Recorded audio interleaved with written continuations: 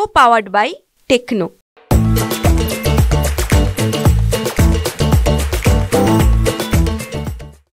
मला वाटते काँग्रेस आणि भाजप दोनही सरकारनं आश्वासन दिलं होतं. शिवाजी महाराजचे सगळेच पक्ष मला वाटतं नाव घेऊन राजकारण करत राहतं, पण प्रत्येक त्या स्मारक उभं करण्याच्या वेळेस हे दोनही पक्ष कमकुवत ठरले. काँग्रेस असू दे का भाजप असू दे.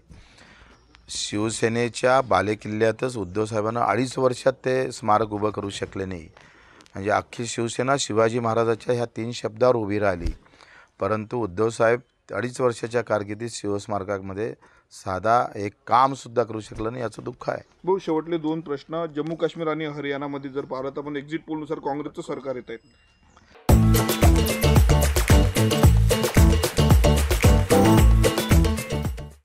वाटते एक्झिट पोल हे अतिशय म्हणजे डोक्यात विचार न करणारे लोकसभेचे एक्झिट पोल जर पाहिले तर ते सगळे फेल झाले.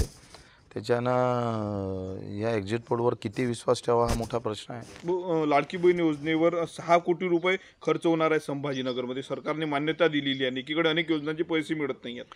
दिव्यांगांचे 3 महिने झाले पैसे भेटले नाही. अजितदादा मार जोऱ्यानं बोलत होते तिथं सभागृहात.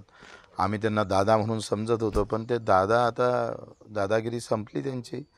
अजितदादांनी 5 तारखेला जर दिव्यांगाचे पगार भेटले नाही तर मी वित्त सचिवाचा पगार थांबवेल अशा प्रकारची घोषणा केली, पण मंत्र्याच्या शब्दाला काही किंमतच नाही.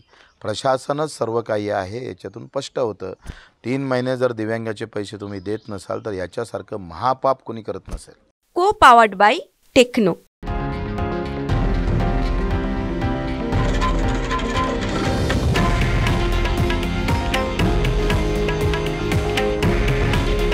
हे आहे देशातील नंबर 1 न्यूज नेटवर्क आणि आपण पाहत आहात TV9 मराठी.